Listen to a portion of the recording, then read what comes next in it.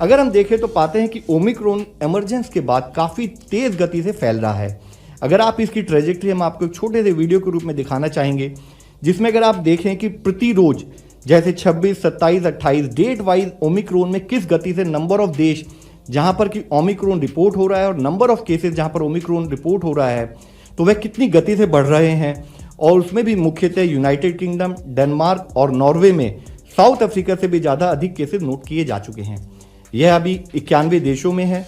27,000 से अधिक Omicron positive cases दुनिया में नोट किए जा चुके हैं और यह काफ़ी कम समय में काफ़ी गति से फैलते हुए दिखाई देता है।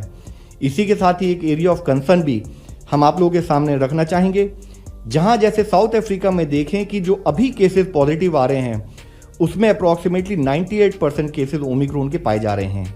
एक स्थाई पर ओमिक्रॉन वहां पर बढ़ते हुए दिख रहा है, दूसरे स्थाई पर वहां पर एक सर्ज इन केसेस भी नोट किया जा रहा है, जैसे कि अप्रॉक्सीमेटली 24,000 के करीब cases on A daily basis वहां पर रिपोर्ट हो रहे हैं, जो कि पुराने कुछ दिनों से अगर हम कंपेयर करें तो एक काफ़ी स्टीप राइज इन केसेस यानी कि हाई ट्रांसमिसिबिलिटी एक नोट होती है। उसी स्थाई पर अगर हम देखें तो नॉर्वे में जहां ओमिक्रॉन के 18% केसेस आए हैं, वहां पर भी एक स्टीप राइज इन केसेस, एक सर्ज इन केसेस नोट किया जा रहा है। कनाडा में जहां 9.6% केसेस ओमिक्रॉन के हैं, वहां पर भी 7,300 के करीब केसेस डेली रिपोर्ट हो रहे हैं और हम एक हाई सर्ज को वहां पर भी नोट कर रहे हैं। इसी तरह यूनाइटेड किंगडम में अगर आप देखें तो पाते हैं कि कंटिन्यूस बेसिस पर सर्ज आ रहा है।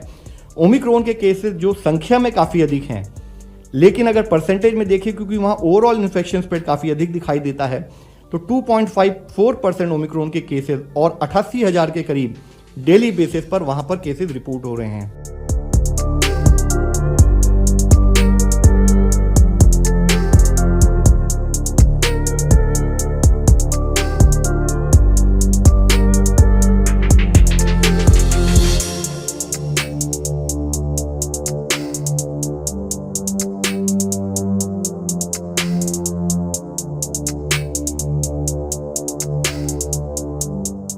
Time to avoid non-essential travel. Number 1. Time to avoid mass gatherings. Second. And number 3, time to observe low intensity festivities, and ushering in the new year is to be very low intensity. That is very important. So these are the 3 important points that I want to say. The next bullet point that I want to clearly say is that those districts which are more than 5% test positivity rate need to ensure restrictive measures. They need to ensure restrictive measures until the test positivity rate comes below 5% for at least 2 weeks. So that is important. We still have about 24 districts which are more than 5% positivity, and they need to ensure local restrictive measures till the weekly test positivity rate comes below 5% for at least 2 weeks.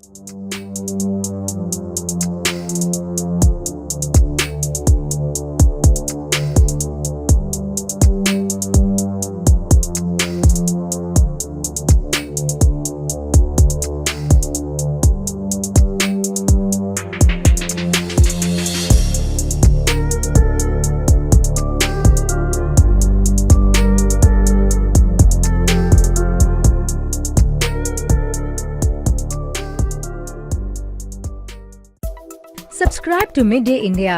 Get direct notifications on all our videos by clicking on the bell icon.